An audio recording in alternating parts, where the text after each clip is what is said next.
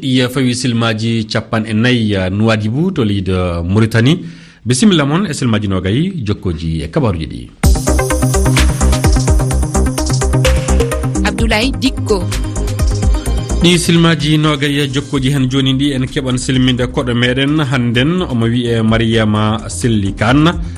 e ɗo leydi Sénégal woni hono komo yewtidde Ibrahima Timmi Ba ko fawi e wayltagol sariyawol suɓogoji ko wawi wallude Karim Wade e Khalifa Sall tawe e suɓogoji hoore ba ko leydi ndi garoji ɗi caggal ɗum Rama Diallo jangganen ko winda e jeydeji ɗi timmidirana wiyete ngo hannden yo alkamisare fof eɗen andi yo yewtere tottetede goto e golloɓe radioji gollidoji RFI fulfulde nde hande nde yo yewtere noon fillitade ɗum woni yewtere hakkude Idi Gueye e Boli Ba ɗum woni kanko Idi Gueye ardiɗo naadu goto eɓe radio Bagalamba ɗum woni saare walalde falde Podor ɗo leydi Sénégal fade ɗe toɓɓe noon bisimilla mon e yewtere coftal ɓalli. e yeftere coftal ɓalli Rama Diallo a salminama. Mi salmini Abdoulaye, mi salmini heeɗiɓe. Bisimilla. Abdoulaye, kibaruji coftal ɓalli en kalan haala hoorejo fedde fiɗa ballon Mali kanko on imo woni jonin e juuɗe Sariya. Abdoulaye oɗo en tawama e juuɗe Sariya ko haɓɓodi e golle makko ko haɓɓodaki e coftal ɓalli tawe ko tuume ɓoyɗe dow jiiɓu jawdi gila nde o tawano hoorejo golleji hawju kalisi suudu député ɓe tuume ɗe o heddora to Sariya e balɗe paltiɗe ɗe golle ɗe o accidu gila ma hitande ujune ɗiɗi ɗe nangule juhi kanko Mamoudou Touré saabu imo tawano e segila jaati ɗaɓɓugol hooreyaku hono fedde e fema ande e Mali taw ko laati kanko goto woni ƴamo nde ɗo dande e sunguji nogay e jeena e nduɗɗo lewru ko sigitono Abdoulaye caggande etondirɓe makko pottinano talki muɓɓen kiɓɓa en. Abdoulaye to Cameroun toon Samuel Eto'o kanko imo woni e yitere e CAF nde fedde e halfinande fiɗa ballon leydi Afrique ana a hoyni joni no tefore do hoorejo Fika Foot e tuume yoga to gonol makko e dande ɗe ɗo golle ka fedde nde andini tan haalatake goɗɗum tafon wakkati nde tefore nde wonta e jokkude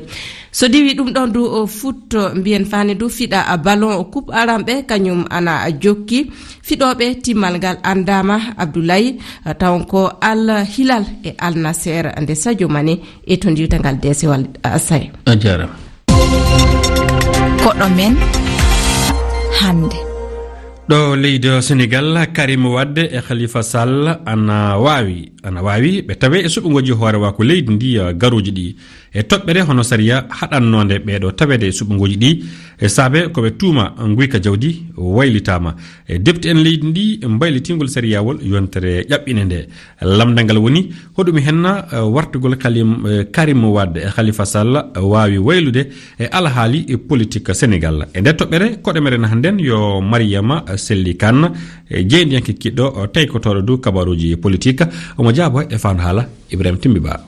Mariama Selli Kane mi salminima. Mi salmitima Seydi Ba Timbi. Mariama Selli Kane namdal aranal iɗen andi e nder Sénégal Sariya wote keso feƴƴi ka Assemblée nationale wo ɓeyna ɗum suudu mawdu suudu sarɗiyankoɓe e nder ndi leydi ɓe waylingal dosgal o Sariya toppitiɗo ko fati e wote e nder ndi leydi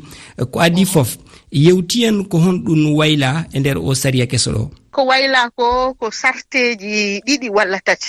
sarteji ɗi wiyeno ko kala dañdunoɗo ɗo haala ko wayno affaire procès walla ina jogii ko wuro ngo rewanma walla wuro ngo a tooñi ɗum waɗi feere ha a waɗama hen condamné woni laawol yani e dow hoore maɗa an a yalti e wonde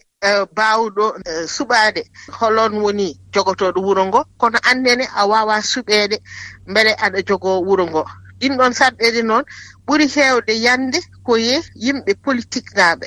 wurɓe hen yiyede ɓurɓe hen andede ko Karim Meïssa Wade gonnoɗo ɗo PDS e nder parti président Ablaye Wade te ko ɓinguel président Ablaye Wade kanko sarɗe ɗen ɗon yanino e dow hoore makko sibu ɗum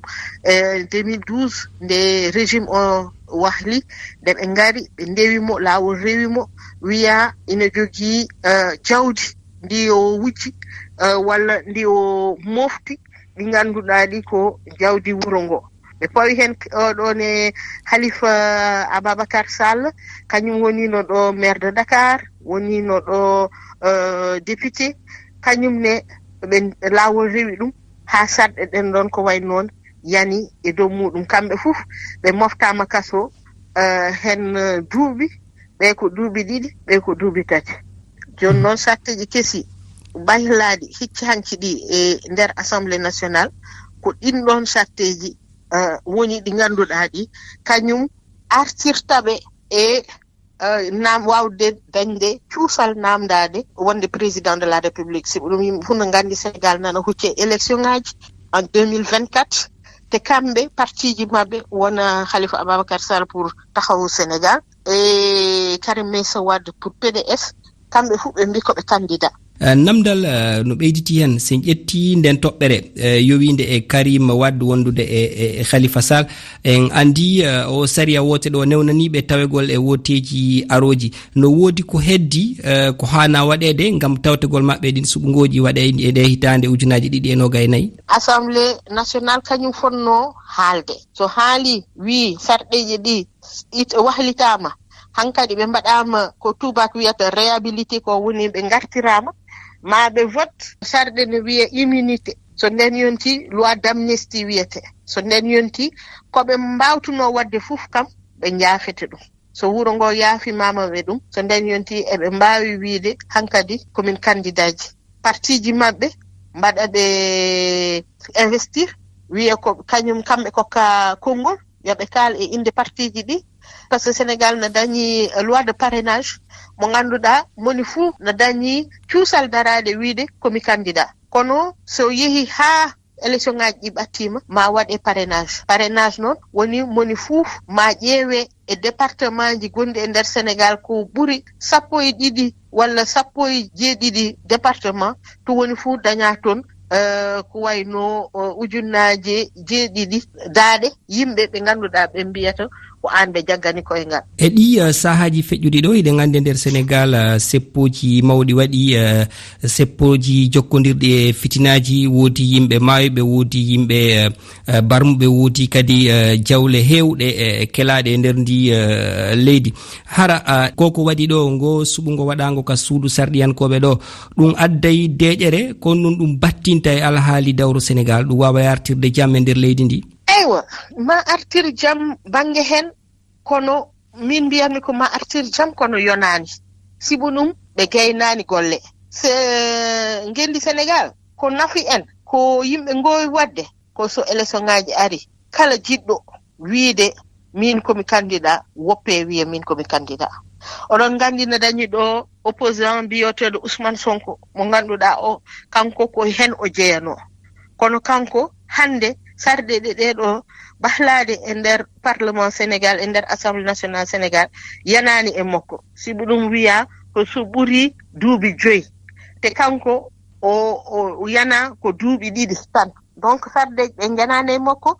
e ɓe mbaɗi feere ha ganduɗa kanko o jeyaka hen, te ɗum ɗon wona ko ganduɗa ɗum ko no adda dejre e wuuro ngo. Mariama Selli Kane, mi yettima sanne, a jarama. Jarama annen. A yettama sanne Mariama Selli Kane, taykatoɗo e banggal kabaruji politique wonno koɗo meɗen mo yewtidano Ibrahima Timmiba ko fawi dawro e leydi Sénégal. ko winda e jeyneji ɗi. Yarama Diallo, a salminama. mi salminima Abdoulaye. jeyni ɗi garti e dow kabaru fedde CEDEAO wartane jonde hande kasen. noon Abdoulaye, lamdi ana keewi ko CEDEAO o dawrata hande e jeyneji kewɗi mbindi e nduɗo kibaru. wakkati serana lamdi tamma kaldal na hippande. noon CEDEAO ana e ɓillari hande ni wi e jeyde wakkati seeɗa ko dawrata fedde nde hande e nde ɗo jonde heñorande to Abuja leydi Nigéria. e ngal kawrital ɓe hooreɓe ɓe beltoraki samminere laamuji ɓe mbasata limtude kala ko konunkoɓe Niger ɓe dawri gila tetere laamu. ɓe ƴeewan ɗo hono jukkoje ɗe ɓe koynani ɓen ɗon e gillande Abdourahmane Tiani e bandiraɓe muɗum jaɓi nokku Mohamed Bazoum. le jeli wiye ko laati fof ko CEDEAO dawri hande fof woni janggo muɗum non en Abdoulaye saabu joni laaɓi hono fanne naftoragon sembe konu to Niger ɗum ana wasa laatade hande ɓe konunkoɓe jaɓuɓe laamu Niger no jokki hollude sembe e ettodirde nde fedde CEDEAO hunde du ko humtata surgo nde ɗo hamde batala le jeli wi'i CEDEAO so ronki hono safrude ngal luural to Niger ɓe mbasan wonde le jeli wi'i tan hewɓe ana jokki hande haɗude CEDEAO naftorade sembe to Niger woɓɓe du ana mettina jukkoje pawaɗe e ndiɗo leydi ka goto fu naniraka mette salare ɓeɗo konunkoɓe jaɓɓade nelaɓe tedduɓe fedde CEDEAO ɓe uya eɓe ONU fa ko hokki oɗo gorgu Tiani général Tiani hoynude jonin suɓade jagoɗo arano Abdoulaye en nani du gouvernement keso heɓama toon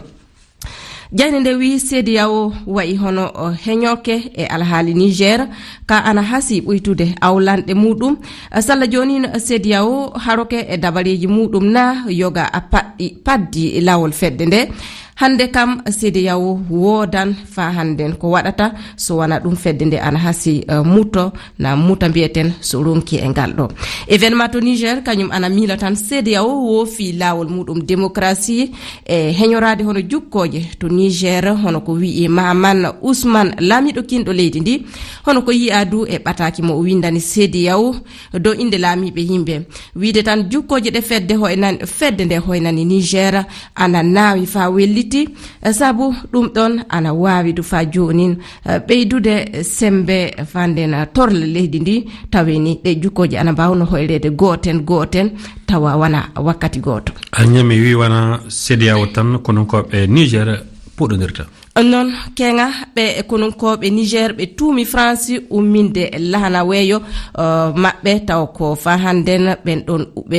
tuumi ɓen ɗon du Abdoulaye udditinde kuuliyankoɓe taweni daga konunkoɓe leydi Niger hippama to burgu kibaru ndu ana holla tan jagoɗo France kañum kalfinaɗo gollidan e leyɗe janane ɓe jeddi hono ko ɓe tuuma saabu ummagol lahana maɓɓe to Niger ko golle potaɗe e kono leydi ndi andini fajo joni ɗiɗo kibaruji Jeune Afrique wi ana nandi général Tiani heɓi lundiɗo non Rissa Agboula mutuɗo kinɗo tawraɗo doole e duuɓi paltiɗi jagoɗo kinɗo du leydi Niger o ɓangi e ɗe balɗe hollude o sosi fedde CRR daranade hawgol laamu ɓe konunkoɓe e watide laamu potal ɗum jangama e windande nde ɗo jeɗɗire Abdoulaye ko wonata dande mutuɗo kinɗo e fitina gonuɗo to Niger hande ko woni anniyaji makko jaati ɗum fu ko lamde keddiɗe a jarama Abdoulaye Dikko toɓɓe mawɗe jewtaɗe kabaruji meɗen alkamisare hannden 10 lewru jettoɓordu e hitan ujunaje ɗiɗi e nogay e tati gonno hannden ɗo e seeɗa tan mbiyeten jonde hertande fuɗɗan hakkude hooreɓe leyɗe CEDEAO to Abuja lamorde Nigéria ɓeɗo hooreɓe jewtan e dow lawol kaldal walla kawral heeɓe e dow kabaru Niger na so tawi fedde nde naftorto doole kege noon ardiɓe saminere laamu to leydi Niger jaɓɓiki laamiɗo Sanusi on ɗon laamiɗo kiɗɗo kanno hoorejude kiɗɗo suudu banque mawno Nigéria immaɗe ngal ɗon jahangal yo wallude e kaldal tabita fitnaji mbasa immade hakkude ndi leydi Niger kane e ɗe ɗum woni e nder fedde e leyɗe hirnangue Afrique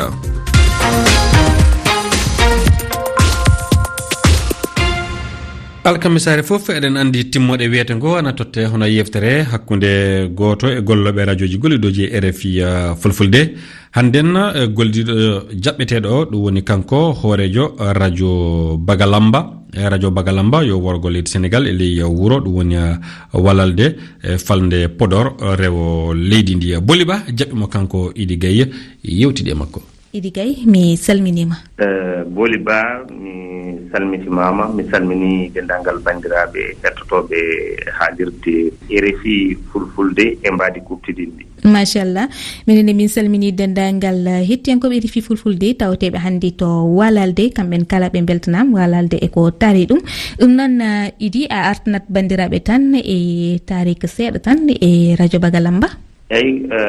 radio Bagalamba ko radio mo ganduɗa communautaire campaɗo ɗo e hitande ujunnaji 2020 ɗo e wuuro ene wiye Walalde noon kono mbiɗa ni woni ko e nder falde Podor woni ko e keerol hakkunde leydi Sénégal e dowla Mauritanie ko commune ko e nokku biyeteɗo Île à Morphil donc ko ɗon woni ɗo haalirde Pagalamba woni. Joni holko mbawɗa haalande amin tan e radio ngo manam holno radio ngo heɓorte e kadi holto radio ngo nangate? Radio ngo nangete koye fréquence 90.0 radio ngo ene jagge e banggue internet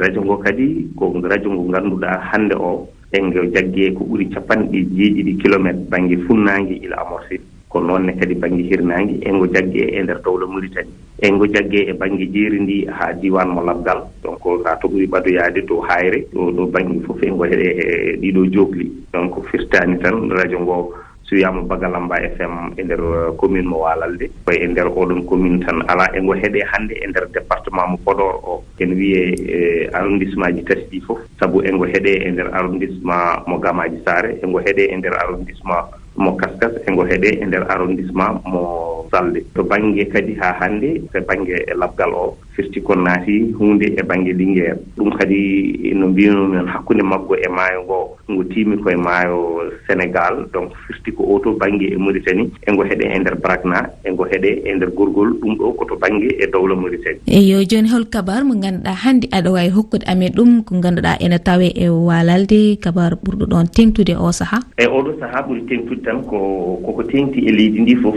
saabu ko recensement pinditagol ngol ganduɗa ko leydi Sénégal fof yamiri ɗum ɓen sukaɓe suɓaɓe yo gara e nder commune o eɓene e nder commune o kamɓene eɓene e pinditagol ngol ko ɓenni ɗum ko puisque minen waɗi ko Walalde rewo e Walalde worgo donc Walalde Sénégal e Walalde Mauritanie comme tonne oɗo saaha ko élection ngaji Mauritanie badnoɗi toon on Walalde ne ene jogui candidat goto mo ganduɗa ko député e ko élection ɓenni mais kamɓe koɓe yaaɓe deuxiéme tour donc ɓuuri wonde actualité hande e ɗeɗo nokkuji ɗiɗi ga ko banggue recensement woni binditagol ngol puɗɗingol ñande altine nde oto banggue ko banggue élection ngaji ɓenni mais ɓe paati deuxiéme tour ñande nogas e jeetati lewru meɗen mai. Joni e fina tawa nder Walalde holko mbawɗa andinde amin hen?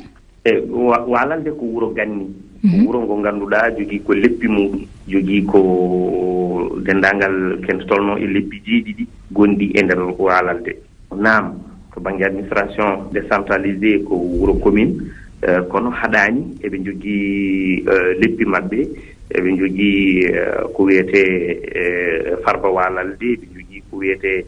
Diagraf Walalde Diano Walalde Jeemayo Walalde ɗum ɗon jaltaɓe Walalde ɗum ɗo fof ko leppi ɗi ganduɗa goto hen fof so alhaali wuro ngo waɗi eɓe mbaɗa siége ɗum ko côté organisation mo ganduɗa wure ɗe e ha hande ene waɗi guuri Walalde koye guuri keddoriɗi ɗum jeeya hande eɓena e préparation ziyara mbaɗo e mois de juin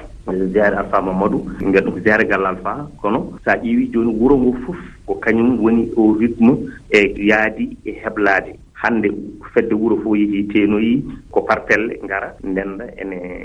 keblo mboli kala jagga e banggue mum joni e waynodiral men holna lanki jiɗɗa min mbawanma gimol mum mbeɗa yiiɗi nalanki biyeteɗo Gella e Ali Fall karallo nani on bon fawanma gimol ngol lesso a jarama no fewi a jarama booliba machallah jarama sanne sayyeyo nanaroɗo gorko balle Walalde waynomo ɗo ko wondu mariata waɗa jimolam e biro moodi kome jinne jiiɗamo seytane jiiɗamo subalɓe jiiɗamo ɗon nde en subalɓe mbaɗi bato mbiyam yo biro moodi kome dey nayi ngare ndaren jaltaɓe gon bajono woni gangal nder suudu omo heeɗi taski amme nanayolo amme sayye nanayoɗo julla hamme nanayolo hamme